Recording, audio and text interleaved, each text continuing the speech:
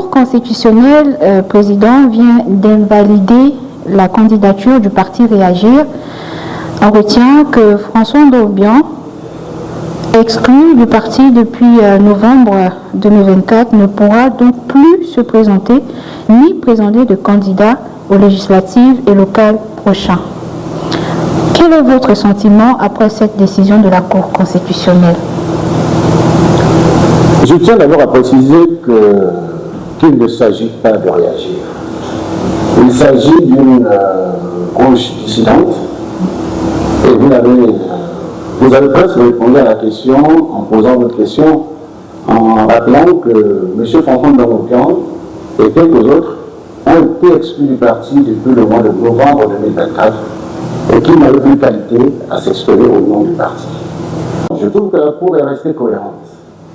Elle s'est appuyée sur sa propre jurisprudence en rappelant qu'au mois de mars 2025, c'est sur l'argument du bicéphalisme, qui en réalité n'en est pas un, mais c'est sur cet argument que la Cour a validé ma candidature à l'élection présidentielle.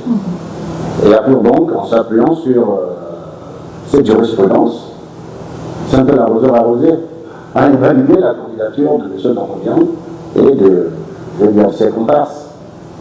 Mais bon, vous savez, je trouve dommage qu'on se livre à un tel spectacle, surtout quand on a un certain niveau de responsabilité. On devrait pouvoir faire comme une preuve, et j'ai envie de dire d'exemplarité. Alors, est-ce une victoire pour votre camp? Non, on ne considère pas ça comme une victoire. Déjà, la presse ne retient que la requête de Réagir. Mais à côté de la requête de Réagir, il y a eu celle du député Lionel Ella Ngonga, qui a obtenu lui aussi l'invalidation de la candidature de M. Ndobyan. Donc il n'y a pas que notre parti qui a déposé une requête pour demander l'invalidation de la candidature de M. Ndobyan. C'est à croire qu'il a quand même beaucoup d'adversaires, d'autant que le député Lionel Ngonga était son collègue quand Ndobyan était à l'Assemblée nationale. Est-ce que vous prenez cette décision de la Cour constitutionnelle comme une revanche? Non, déjà à titre personnel, je ne suis pas du tout revanchard.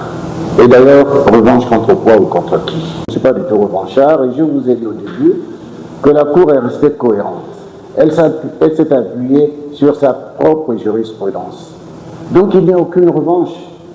Ceux qui me connaissent savent que je ne suis pas de ceux qui se réjouissent du malheur d'autrui. Et là, en l'occurrence, ce n'est même pas un malheur parce qu'en réalité, si on observe la chose dans le fond, M. Ndobyan, dans cette affaire, il sort un peu par le haut parce que c'est un mal pour un bien. Il n'aurait pas gagné cette élection, je peux vous le dire. Il n'aurait pas gagné cette élection. Sur quelle base? M. Ndobyan allait avoir affaire à une très très forte concurrence. Il y a d'abord le jeune Ella Ngonga, Lionel, qui est bien connu. C'est le président de SOS Prisonniers. C'est un garçon qui a fait ses preuves. Je ne vais pas ici là me transformer en agent électoral de M. Lionel Ngonga. Mais il a fait ses preuves, il est bien connu pour son courage, pour son altruisme.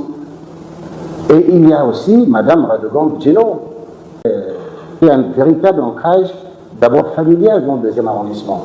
Elle est la fille de Feu Jules Mba, qui était un notable bien connu et respecté, même au-delà, dans le 2e arrondissement. Et en plus, elle-même, je vous ai dit que j'ai fait la campagne en 2010 de M. Léden dans le 2e. C'était avec Mme Djeno, quand on était à l'Union nationale. Donc elle a un véritable parcours. Elle ne débarque pas. Ce n'est pas de la génération spontanée, elle ne débarque pas.